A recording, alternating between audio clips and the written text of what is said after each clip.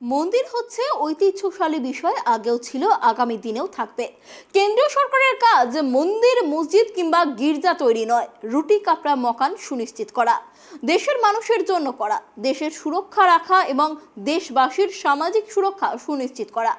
এরা সেক্ষেত্রে ব্যর্থ, আর এভাবেই কেন্দ্রীয় সরকারকে নিশানা করলেন কুণাল ঘোষ। সৌভাগ্য যখন হয়েছে আমরা মমতা বন্দ্যোপাধ্যায়ের নেতৃত্বে, অভিষেক বন্দ্যোপাধ্যায়ের সেনাপতিত্বে তৃণমূল কংগ্রেস করি। এমন একটা সময় চলছে এখন, মানুষকে অনুরোধ করি দুটো বিষয়ে ভাবতে, একটা কেন্দ্রীয় সরকার, একটা রাজ্য সরকার। কেন্দ্রে একটা সরকার চলছে, যে সরকার বিজেপি চালাচ্ছে, নরেন্দ্র মোদী প্রধানমন্ত্রী।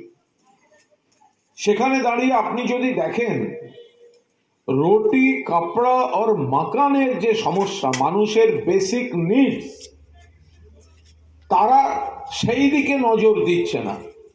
পেট্রোল, ডিজেল, রান্নার গ্যাস, কেরোসিন তেল, জীবনদায়ী ওষুধ, কৃষকের সার, এগুলোর দাম বাড়ছে বাড়ছে বাড়ছে বাড়ছে বাড়ছে।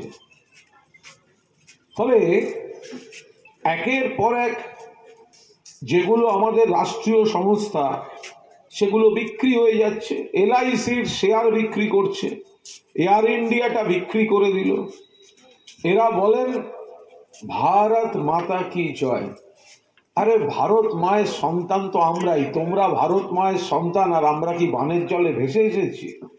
আমরাও তো ভারত মায়ের সন্তান, কিন্তু মুখে বলবো ভারত মাতা কি জয়, আর মায়ের গলা থেকে গয়নাগুলো খুলে খোলা বাজারে বিক্রি করে দেবো, এটা কিন্তু ভারত মাতা কি জয় যাচ্ছে না।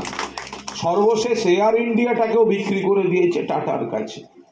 মুখে বলছে ভারত মাতা কি জয়, আর কাজে মায়ের গলা থেকে এক একটা করে গয়না, যেগুলো ইতিহাসের সঙ্গে, ঐতিহ্যের সঙ্গে আমাদের রাষ্ট্রীয় সম্পদ, সেগুলোকে এক এক করে খোলা বাজারে বেচে দিচ্ছে। এই সরকার রুটি কাপড়ার মাকান নয়। এই সরকার তারা মানুষের উপর আর্থিক বোঝাটা চাপিয়ে দিচ্ছে, মানুষে মানুষে ভেদাভেদ করছে।